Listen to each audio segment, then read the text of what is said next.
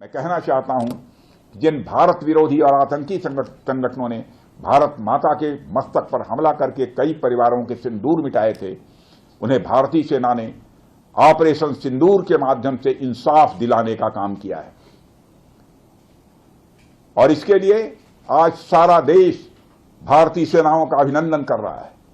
Operation सिंदूर सिर्फ एक सैन्य कार्रवाई भर नहीं है, बल्कि भारत की राजनैतिक, सामाजिक और सामरिक इच्छा शक्ति का प्रतीक है। यह ऑपरेशन आतंकवाद के खिलाफ भारत की दृढ़ इच्छा शक्ति का और सैन्य शक्ति की क्षमता और संकल्प शक्ति का भी प्रदर्शन है।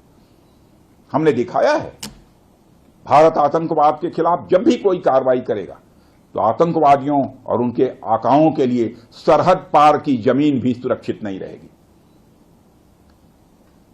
भारतीय सेनाओं ने ऑपरेशन सिंदूर को पाकिस्तान में मौजूद आतंकी ढांचा ढहाने के उद्देश्य से लॉन्च किया था।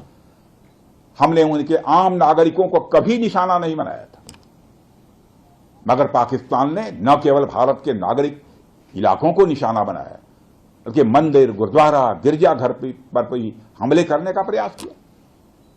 भारतीय सेना ने शौर्य और पराक्रम के साथ साथ संयम का भी परिचय देते हुए पाकिस्तान के अन्य ठिकानों पर भी प्रहार करके करारा जवाब दिया है। हमने केवल सीमा से सटे सैन्य ठिकानों पर ही नहीं कार्रवाई की, बल्कि भारत की सेनाओं की धमक उस रावलपिंडी तक सुनी गई, जहां पाकिस्तानी फौज का हेडक्वार्टर मौजूद है।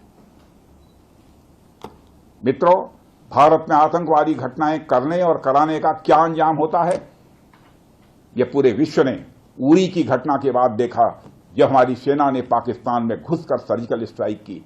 पुलवामा के बाद देखा, जब बालाकोट पर एयर स्ट्राइक की गई, और अब पहलगाम की घटना के बाद दुनिया देख रही है कि जब भारत ने पाकिस्तान के भीतर घुसकर मल्टीपल स्ट्राइक्स की हैं। आतंकवाद के खिलाफ जीरो टॉलरेंस की नीति पर चलते हुए हमारे यशस्वी प्रधानमंत्री श्री नरेंद्र मोदी ने स्पष्ट कर दिया है कि यह नया भारत है जो आतंक के खिलाफ सरहद के इस पार और उस पार दोनों तरफ प्रभावी कार्रवाई करेगा। यह हमारे प्रधानमंत्री जी ने स्पष्ट रूप से यह संदेश दे दिया है।